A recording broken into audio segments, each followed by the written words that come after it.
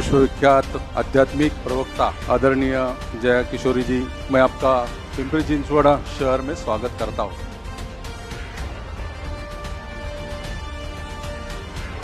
जैसे इन्होंने अभी मैं आया तो इन्होंने मालिक बदलने की बात की। जिस मालिक का कद बड़ा नहीं होता है उसके लिए मालिक बदलना जरूरी है। और आपने जो यहाँ पे दीदी बोला तो ये सामने बैठी हुई जनता, ये मालिक हमारे रामबाऊ जिस राम ने श्री कृष्ण की कथा रखी है, सच में इस साल मालिक बदलने वाले हैं।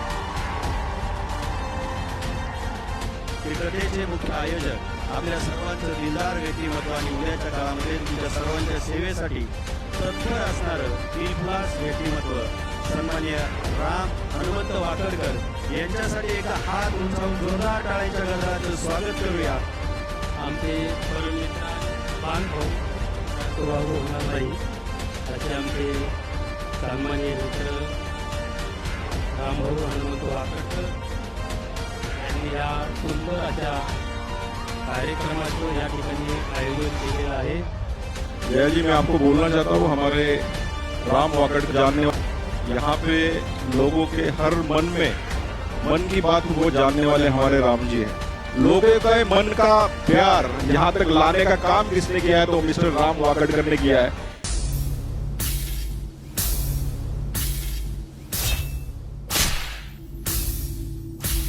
रगों में खून है नहीं सुकून है, दहकते कर्म में भरा जुनून है।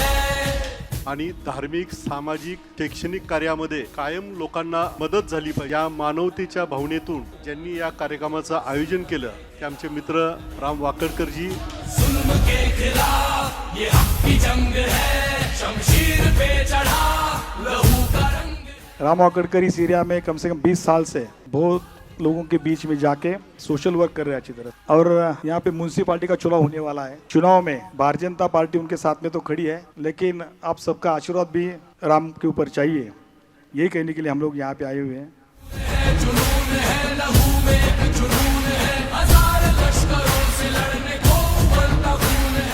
आणि तुम्हा सगळ्यांचं खूप मनापासून अभिनंदन करतो, तुम्हा सगळ्यांना अभिवादन करतो की इथे आमचा एक राजकीय क्षेत्रात काम करणारा कार्यकर्ता आध्यात्मिक क्षेत्रामध्ये, धार्मिक क्षेत्रामध्ये असा शब्दब्रह्माची उपासना करतो आणि तुम्ही सगळे लोक इतकं भरभरून त्याला प्रतिसाद देता, त्याबद्दल मी तुम्हा सगळ्यांचे सुद्धा खूप मनापासून आभार मानतो, तुम्हा सगळ्यांचे अभिनंदन करतो।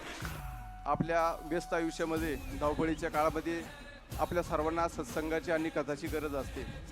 कारण कथा आपल्याला शिकवतात संस्कार काय आहे, संस्कृती काय असते, मानवता आणि करुणा किती महत्त्वाची आहे। आज जया किशोरींच्या वाणीमुळे आपल्याला मनाला शांतता मिळेल, विचारांना नवी दिशा, कर्माला नवीन प्रेरणा मिळेल याचा मला पूर्ण विश्वास आहे।